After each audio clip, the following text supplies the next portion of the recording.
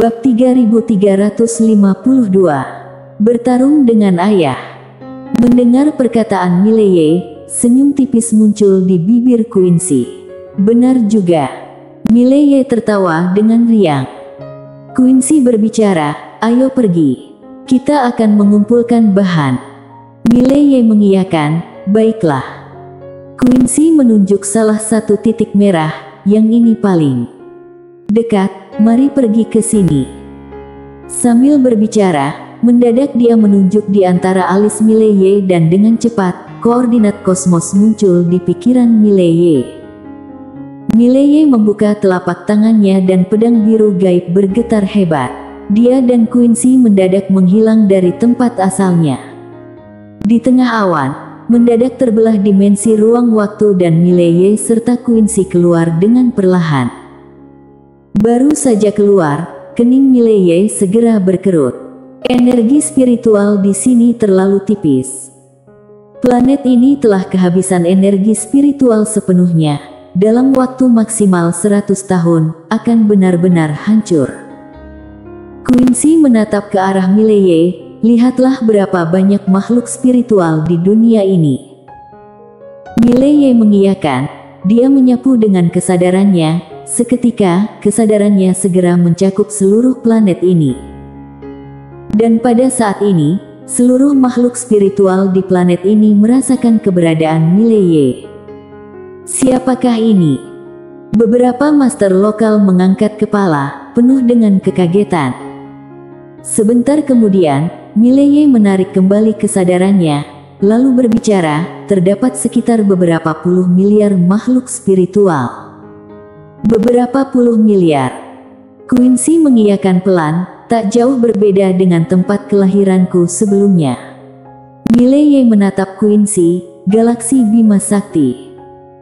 Quincy menggeleng sambil menebar senyum, galaksi Bima Sakti sangat besar, tempat kelahiranku berada di dalam galaksi Bima Sakti, meskipun di dalam galaksi Bima Sakti, itu hanyalah sebutir debu. Mileye mengiyakan ringan.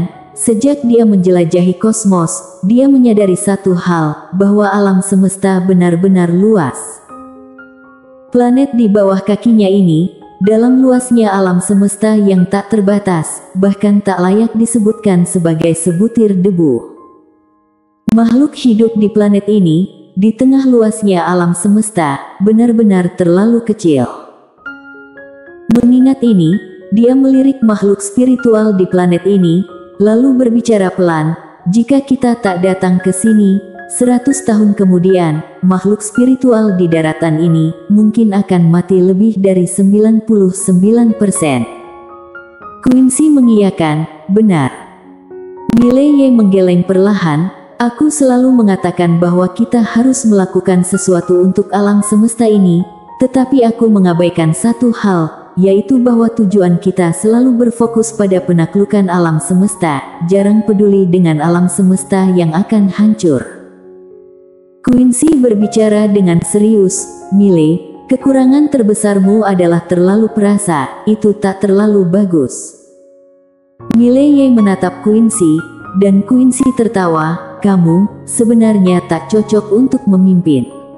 Orang yang penuh kasih, tak boleh memegang senjata, kamu terlalu baik hati. Mileye menggeleng sambil menebar senyum, Queen, apakah aku masih baik hati? Quincy menebar senyum sambil berbicara, kamu termasuk tipe orang yang tak akan mengkhianati orang lain selama mereka tak mengkhianatimu. Jika kamu sendirian, mungkin tak masalah, tetapi sayangnya, kamu adalah master pedang di dunia ini, memimpin seluruh alam semesta. Seperti sekarang, kamu tahu dengan jelas bahwa beberapa aliran dan keluarga bangsawan di akademi ini akan menjadi ancaman besar di masa depan. Namun, mengapa kamu tak bisa bertindak? Karena saat kamu mendirikan akademi ini, mereka membantumu. Kamu tak tega untuk mengkhianati mereka. Jadi meskipun kamu tahu bahwa aliran-aliran dan keluarga bangsawan ini akan menjadi masalah besar di masa depan, kamu tak bisa melakukan tindakan keras terhadap mereka. Mileye terdiam. Quincy tertawa, itu adalah kebaikan hatimu. Mileye menebar senyum sedikit tanpa berbicara. Quincy menatap sekeliling sebentar, lalu melanjutkan, kita ingin menyelamatkan makhluk spiritual di alam semesta ini, tetapi kita juga perlu memperhatikan metodenya. Mileye agak penasaran, apa maksudmu? Quincy berbicara dengan serius, pertarungan tanpa mengorbankan, pertumbuhan tanpa kebencian. Jika kamu hanya membawa mereka pergi begitu saja, mereka mungkin tak akan menghargai kamu. Oleh karena itu, bahkan ketika kita ingin menyelamatkan makhluk spiritual di planet ini, kita juga perlu memperhatikan metodenya. Mileye menebar senyum, apa yang ingin kamu lakukan? Quincy menatap Mileye, menghancurkan alam semesta ini lebih awal. Mendengar itu, Mileye terdiam. Quincy berbicara dengan tenang, mempercepat kehancuran alam semesta ini sebelum waktunya, membuat mereka sadar. Mileye mendadak menggeleng, menghentikan pembicaraan Quincy. Queen, aku mengerti maksudmu, tetapi melakukan hal seperti itu tak akan memiliki makna yang besar. Quincy menatap Mileye dan Mileye menebar senyum, bukan aku yang bersifat suci. 100 tahun bagi kita seperti sekejap, tetapi bagi makhluk spiritual di alam semesta ini, tak demikian.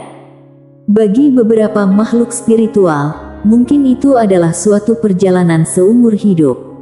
Jika kita memutuskan untuk mengakhiri kehidupan planet ini lebih awal, itu mungkin cara yang paling sederhana dan efektif bagi kita, tetapi tak adil bagi planet ini dan makhluk spiritualnya.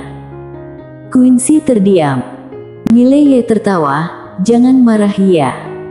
Quincy menggeleng, aku tak marah, hanya merenung sedikit.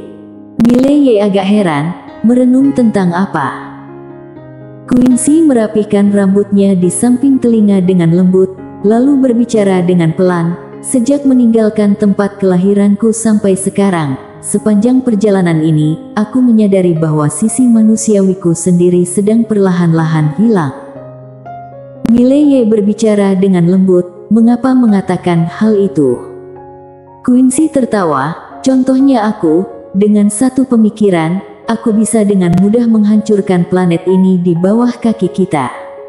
Dalam situasi seperti itu, makhluk spiritual di planet ini, bagiku, sebenarnya hanya menjadi sebuah angka saja. Dalam proses berkultivasi, kita mulai fokus hanya pada kehidupan kita sendiri, memperhatikan kepentingan pribadi dan dengan demikian, kita mengabaikan orang lain. Dengan menggelengkan kepala, dia melanjutkan, sifat manusia selalu egois. Tak ada pengecualian untuk siapapun. Mileye menebar senyum, di mataku, kamu adalah orang yang sangat baik. Quincy menatap Mileye, dan Mileye menebar senyum, sungguh. Seperti kali ini, kamu sebenarnya tak perlu terlibat dalam masalah antara aku dan roh dewa, tetapi kamu tetap datang membantuku, aku sangat berterima kasih. Quincy mengedipkan mata, aku punya rencana tertentu. Mileye tertawa, rencana apa? Quincy tetap diam. Mileye berbicara dengan lembut, kita semua bukan orang suci, memiliki keinginan pribadi adalah hal yang normal. Sepertiku, aku mendirikan akademi juga ingin mencapai sesuatu, membuktikan pada ayahku bahwa aku juga memiliki potensi yang baik. Sambil menggelengkan kepala, dia menebar senyum, aku tahu bahwa di mata ayahku, aku pasti membuatnya kecewa. Quincy menatap Mileye tanpa berbicara. Mileye tertawa, sejujurnya, aku tak pernah membenci dia, karena perjalanan hidupnya memang begitu. Dia berharap aku menjadi sangat baik, bahkan lebih baik daripada dia, sayangnya. Quincy menggeleng, kamu dan dia berbeda, pada banyak tahap awal, lawan-lawanmu terlalu kuat, kamu. Mileye menggeleng, itu hanyalah alasan belaka. Ketika pertama kali menangani sesuatu, aku hanya bekerja tanpa berpikir dan pada akhirnya hanya bisa meminta bantuan orang lain. Sambil menebar senyum, dia berbicara, semua bencana ini, aku sendiri yang menyebabkannya. Quincy tertawa, kamu menyesal? Mileye menggeleng, aku tak pernah menyesal, hanya merasa sedikit terpukau sepertimu. Ayah dulu mencegah Lydia menghancurkan dunia, menyelamatkan alam semesta 3 dimensi. Sebagai putranya, aku juga dapat mencegah roh dewa dan menyelamatkan alam semesta yang kupimpin. Quincy menatap Mileye, jika kamu berhasil menembus ke tingkat ilahi, apa yang akan kamu lakukan?